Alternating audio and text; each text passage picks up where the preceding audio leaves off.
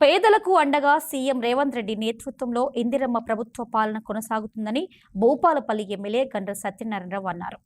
సోమవారం కొత్తపల్లి గోరి మండలంలోని వివిధ గ్రామాల్లో ఎమ్మెల్యే విస్తృతంగా పర్యటించారు.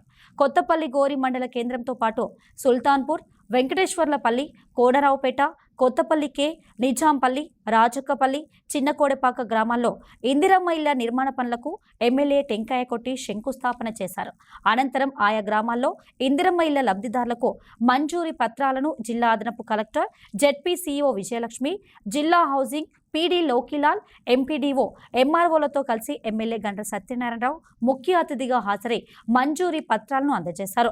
అనంతరం కొత్తపల్లి గోరి మండల కేంద్రంలో డిఎంఎఫ్టీ నిధులతో ఏర్పాటు చేసిన భారత రాజ్యాంగ నిర్మాణ డాక్టర్ బాబాసాహెబ్ అంబేద్కర్ విగ్రహాన్ని ఆవిష్కరించారు.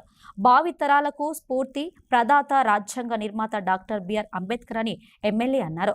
ఈ కార్యక్రమాల్లో ఎమ్మెల్యే వెంట పలువురు ప్రజాప్రతినిధులు, అన్ని శాఖల అధికారులు, కాంగ్రెస్ నేతలు, కార్యకర్తలు, లబ్ధిదారులు, గ్రామస్తులు పాల్గొన్నారు. సోదరులారా, ఇది గోరికొత్తపల్లి మండల హెడ్ క్వార్టర్. ఈ మండల హెడ్ క్వార్టర్ లో నేను అసెంబ్లీలో చెప్పిన తూటలేని తుపాకీ లెక్క మండలం చేశారు. అప్పుడు కూడా రోడ్లెక్కి ధర్నాలు చేశాం. మండలం ఖచ్చితంగా కావాలని రాస్తారోక చేశాం. మండలాన్ని ప్రకటించినాక సంవత్సరన్నర కాలమో 2 ఏళ్ళలో ఉంది వాళ్ళకి. కానీ ఒక ఎంఆర్ఓ, ఎంపీడీఓ భవనం కానీ, అదేవిధంగా ఒక పోలీస్ స్టేషన్ కానీ, ఒక ప్రైమరీ హెల్త్ సెంటర్ కానీ, అదేవిధంగా ఒక కరెంటు ఏఈ ఆఫీసు, మండల హెడ్ క్వార్టర్ లో ఏమేమి ఆఫీసులు ఉండాలో ఆ ఆఫీసులన్నీ కూడా ఒక్కటి కూడా లేవు. నేను ఎమ్మెల్యేగా ఎన్నికైన తర్వాతనే మొదటగా గోరికొత్తపల్లి గ్రామానికి 160 లక్షలతో ఎంఆర్ఓ భవనం, 160 లక్షలతో ఎంపీడీఓ భవనం, అదేవిధంగా ఈ 2 భవనాలు కూడా నిర్మాణాలు జరుగుతున్నాయి.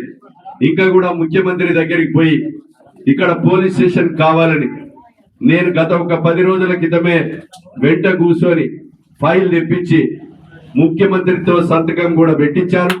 పోలీస్ స్టేషన్ కూడా మంజూరు అయింది.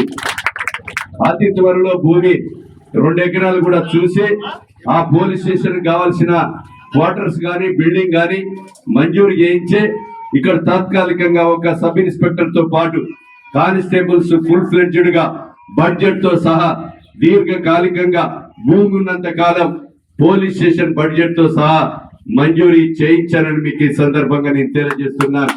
అతి త్వరలో ముహూర్తం చూసి వీలైతే హోంశాఖ మంత్రి, ముఖ్యమంత్రి గారు ఉన్నారు, నియోజకవర్గానికి వీలైతే వచ్చే నెలలో 2వ వారంలో పిలిపించి వారితో కూడా ఇక్కడ ఇది పునాది రాయి వేయడం కూడా జరుగుతుందని కూడా ప్రారంభం చేసుకోవడం జరుగుతుందని కూడా మీకు ఈ సందర్భంగా తెలియజేస్తున్నాను.